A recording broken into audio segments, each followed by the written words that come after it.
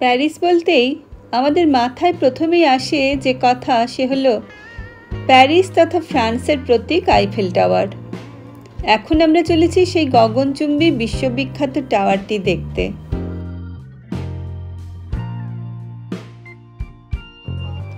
এসে গেলাম আইফেল টাওয়ারের পাদদেশে। লাইন করে টিকিট কেটে চললাম লিফটের উদ্দেশ্যে। আমাদের টিকিটের দাম 23.10 ইউরো। টিকিট অবশ্য ট্যুর ম্যানেজারই কাটলেন। আমরা এই টিকিটে টাওয়ারের সেকেন্ড লেভেল অবধি উঠতে পারবো। থার্ড লেভেলেও ওঠা যায়, সেই টিকিটের মূল্য আরও বেশি।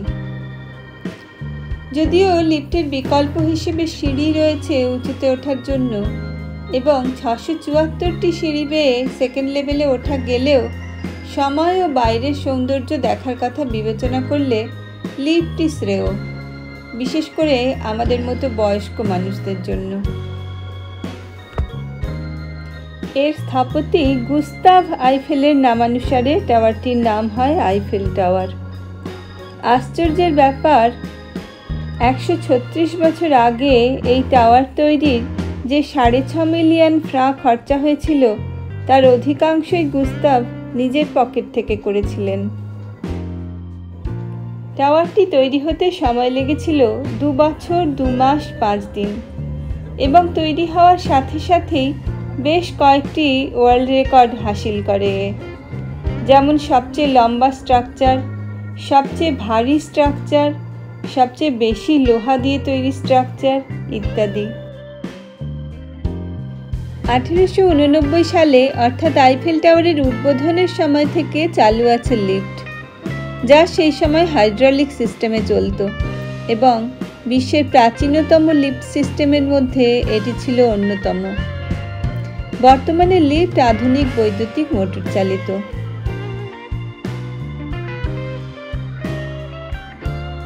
চলে এলাম 377 ফুট উচ্চতায় আইফেল টাওয়ারের সেকেন্ড লেভেলে।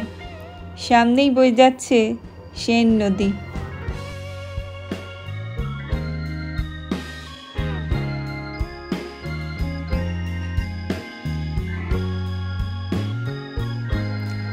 আইফেল টাওয়ারের সেকেন্ড লেভেলটি আবার 2টি তল বিশিষ্ট। ওপরের তলাটিতে রয়েছে কিছু দোকানপাট, সুভেনির শপ, রেস্টুরেন্ট এবং ওয়াশরুম।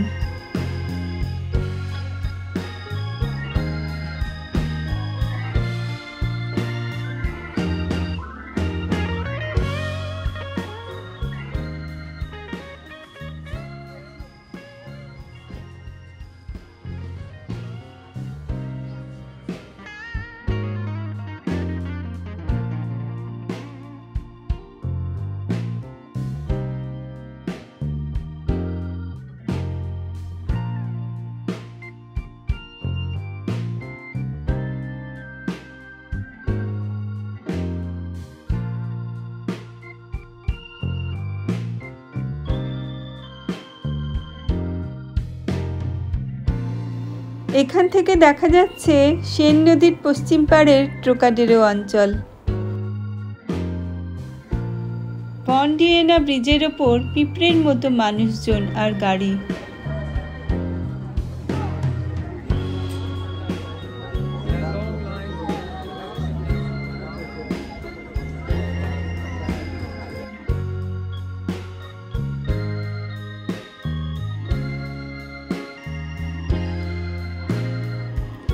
আমরা চেষ্টা করলাম এই সেকেন্ড লেভেল চত্বরে ধীরে ধীরে ঘুরে 360 ডিগ্রি ভিউ নেবার।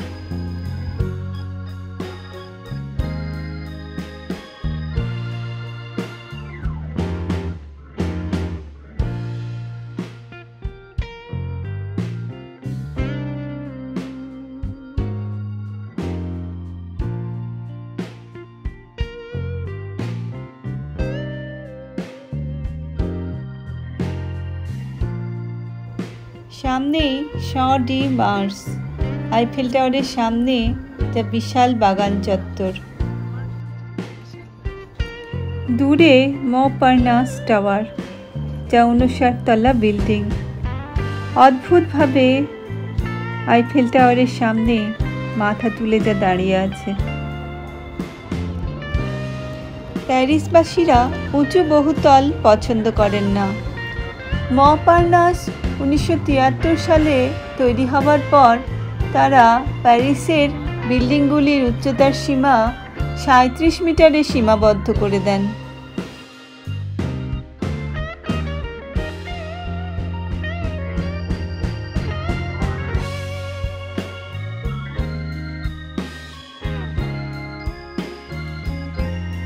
এবারে আমরা লিফটে করে নেমে এলাম ফার্স্ট লেভেলে, যার উচ্চতা জমি থেকে 187 ফিট।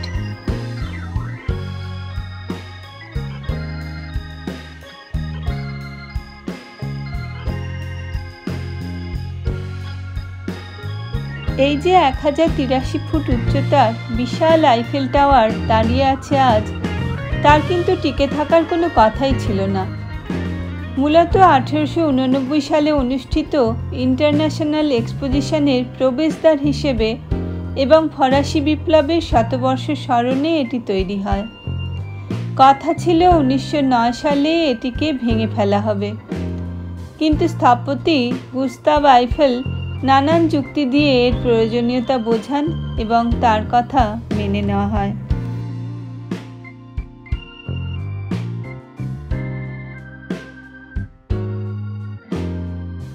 এখানে মেঝের কিছু কিছু অংশ কাঁচ দিয়ে তৈরি, যার ওপর দিয়ে হাঁটতে বেশ শিহরণ জাগায়।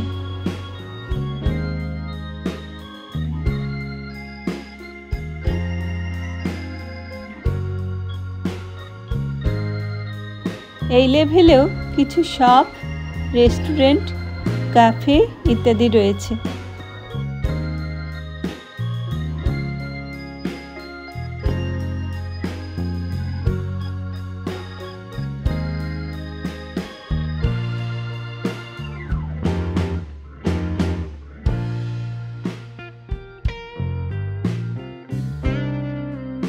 দুটি লেভেল দেখা হয়ে গেলে আমরা নেমে এলাম নিচে। থার্ড লেভেলে আমরা যাইনি, সেখানে রয়েছে অবজারভেশন ডেক। এছাড়াও সেখানে রয়েছে একটি প্রাইভেট অ্যাপার্টমেন্ট গুস্তাভ আইফেলের, সেটিকে তিনি অফিস হিসেবে ব্যবহার করতেন।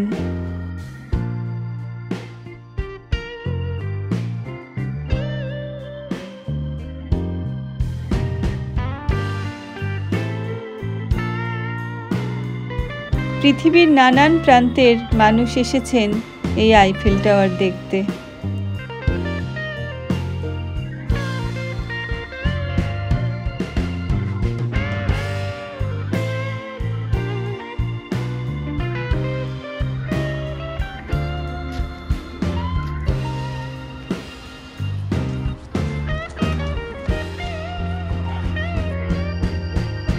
এবারে আমরা পা বাড়ালাম আমাদের বাসের দিকে। পথে দেখতে পেয়ে গেলাম এই e-rickshaw.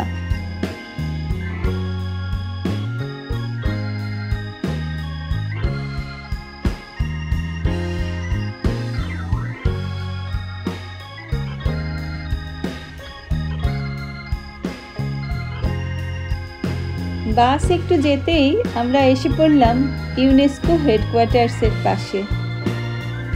UNESCO, united nations educational, scientific and cultural organization হলো জাতিসংঘের একটি বিশেষ সংস্থা যা এডুকেশন, আর্টস, সায়েন্স ও কালচার এই বিষয়ে আন্তর্জাতিক সহযোগিতার মাধ্যমে শান্তি ও নিরাপত্তা রক্ষায় অবদান রাখে। এরাই পৃথিবীর বিভিন্ন দেশে সাংস্কৃতিক, ঐতিহাসিক বা বৈজ্ঞানিক ক্ষেত্রে গুরুত্বপূর্ণ স্থানগুলি নির্বাচন করে তাদের হেরিটেজ সাইটের মর্যাদা দেয়। এখানে সারি সারি ইউনেস্কো সদস্য দেশগুলির পতাকা। এত পতাকার মধ্যে আমাদের দেশের পতাকাটি খুঁজে নেওয়া খুবই দুঃসাধ্য মনে হলো আমার। ভারত কিন্তু ইউনেস্কোর জন্মলগ্ন থেকেই এর সদস্য, কিন্তু সামনেই পেয়ে গেলাম আমাদের সেই গৌরবোজ্জ্বল তিরঙ্গা।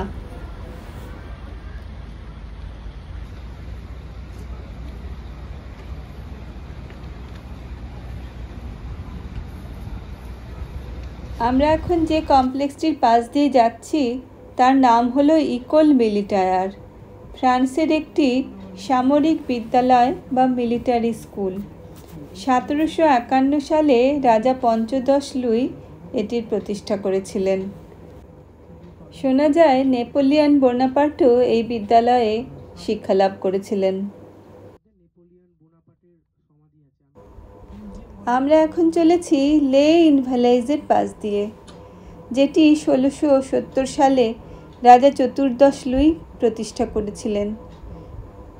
তিনি প্রতিষ্ঠা করেছিলেন এটি যুদ্ধে আহত, প্রতিবন্ধী এবং প্রবীণ সৈন্যদের হাসপাতাল হিসেবে। বর্তমানে এটি একটি ওয়ার মিউজিয়াম এবং নেপোলিয়ন বোনাপার্টের সমাধি। 107 মিটার উঁচু এই গম্বুজ অংশটি লে ইনভ্যালাইজের সবচেয়ে উঁচু অংশ। 12.5 কিলো ওজনের সোনার পাত দিয়ে মোড়া এই গম্বুজের তলায় শায়িত আছেন নেপোলিয়ন বোনাপার্ট। 1840 সালে সেন্ট হেলেনা দ্বীপ থেকে তার দেহাবশেষ ফ্রান্সে ফেরত আনার পর 1861 সালে তাকে এখানে সমাহিত করা হয়। এখন বাজছে 9:30। প্যারিসের আকাশে এখন ধীরে ধীরে সন্ধে নেমে আসছে। আমরা আবার বাসের উদ্দেশ্যে পা বাড়ালাম। রাস্তার পাশেই দ্বিতীয় বিশ্বযুদ্ধের একজন ফরাসি কমান্ডার জেনারেলের মূর্তি।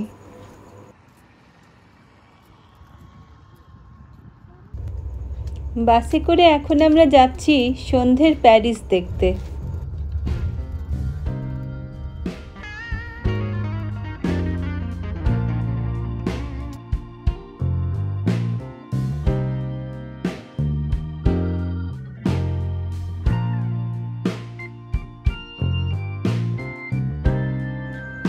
সন্ধ্যের আকাশে দেখতে পাচ্ছি আলোয় সেজে ওঠা আইফেল টাওয়ার।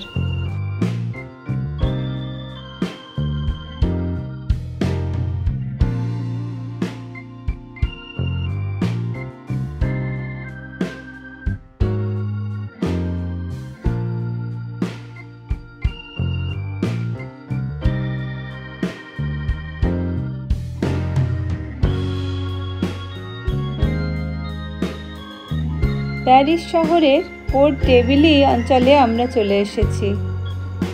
সামনেই আলোকিত টাওয়ার। হঠাৎ দেখি সেন নদীর পাড়ে ফুলের তৈরি হৃদয়।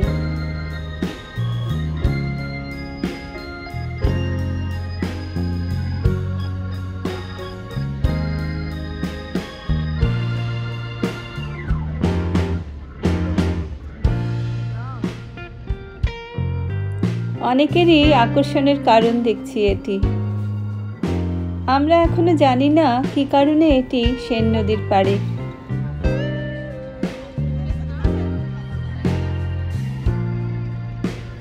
কিছু পরেই দেখলাম এই হৃদয়ের অধিকারী এক রোমান্টিক যুগল, যাদের ছবি তোলার জন্য এই আয়োজন। প্যারিস হলো সিটি অব লাভ বা প্রেমের শহর। এই রোমান্টিক বাতাবরণে এই যুগলের আজ বাগদানের দিন।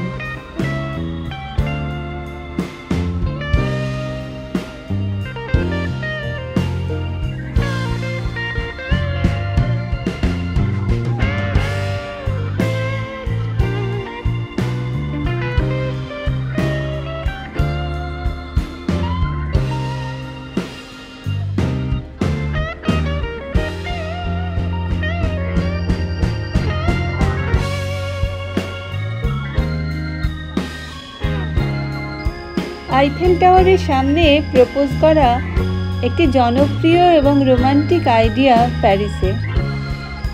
এখানে হৃদয়ের আদান প্রদান আইফেল টাওয়ারের মতোই চিরস্থায়ী হবে এই বোধহয় ধারণা।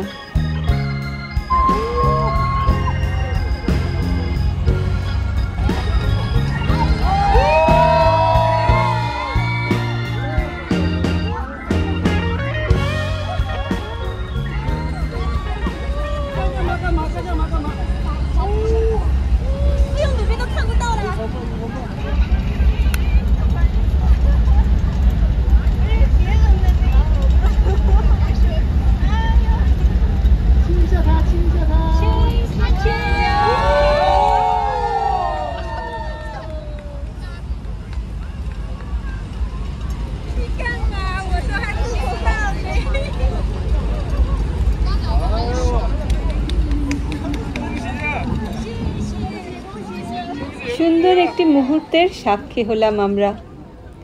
ভারী সুন্দর এই যুগলের জীবন এই আলো ঝলমল টাওয়ারের মতোই উজ্জ্বল হোক এই প্রার্থনা।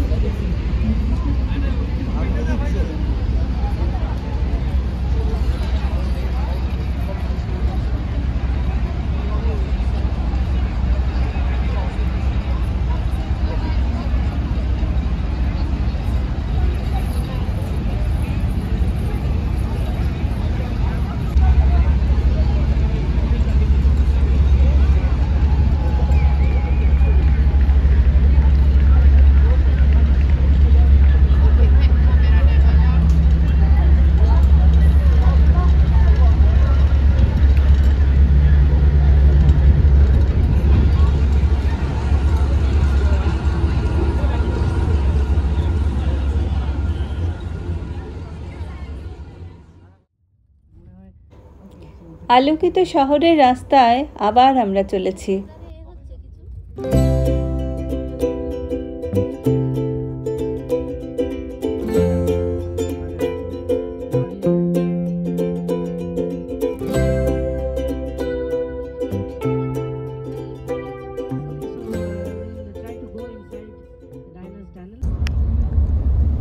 এই সেই পর ডে লালমা টানেল। 1997 সালের 31শে আগস্ট, যেখানে প্রাণ হারিয়েছিলেন ইংল্যান্ডের প্রিন্সেস ডায়ানা। পাপারাজ্জি ফটোগ্রাফারদের হাত থেকে পালিয়ে বাঁচতে ডায়ানা ও তার সঙ্গী ধনকুবের ডোডি আল ফায়েদের গাড়ি উচ্চ গতিতে এই টানেলের 13 নম্বর পিলারে ধাক্কা মারে। বিভৎস গতির কারণে দুজনেই প্রাণ হারান। আজও মানুষ ভোলেনি সকলের নয়নের মণি ডায়ানার এই হৃদয় বিদারী মৃত্যু।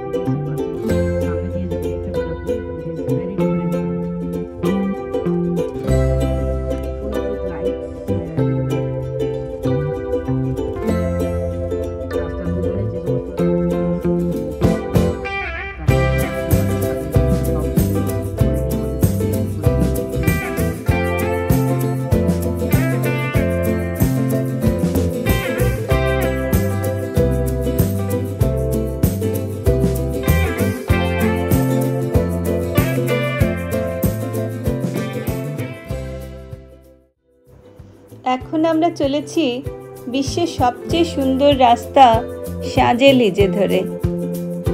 সাঁঝের আলোয় শাঁজেলিজে দেখা এক অনন্য অভিজ্ঞতা। আলোকিত দোকান, ক্যাফে এবং এরই শেষ প্রান্তে আইকনিক আর্ক ডি ট্রিয়াম্ফ।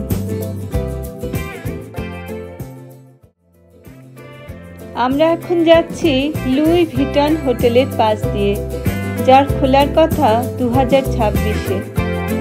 এটি একটি বিশাল লুই ভিটন ব্রিফকেসের মতো করে তৈরি হয়েছে। জানা যাচ্ছে খোলার পর এই হোটেলের প্রতিটি ঘরের ভাড়া হবে প্রতিদিনের জন্য 10,000 ইউরো।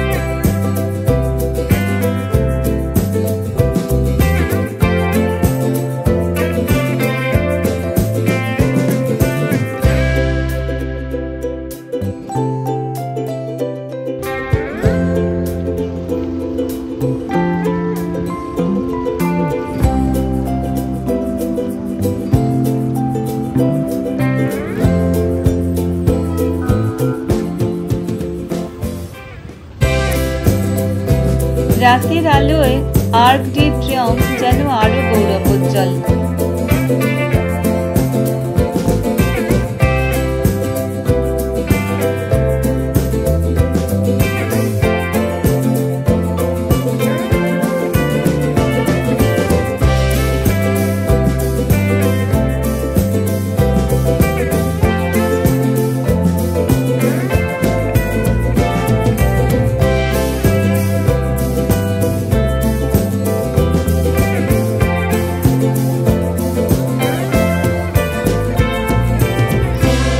এখন আমরা চলে এসেছি ট্রোকাডেরো অঞ্চলে।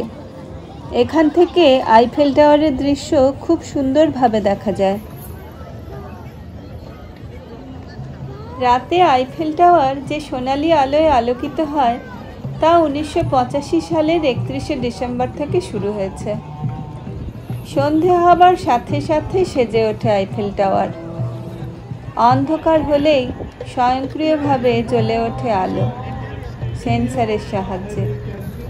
একদম চূড়ায় 80 কিলোমিটার ব্যাপ্তির 4টি কম্পিউটার ও সফটওয়্যার চালিত সার্চ লাইট রয়েছে।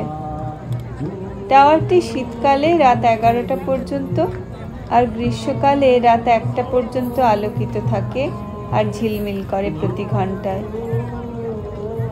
প্রতি ঘন্টায় 5 মিনিটের জন্যে আলোগুলি যে ঝিলমিল করে সেগুলি হলো 6 ওয়াটের 20,000 বাল্ব।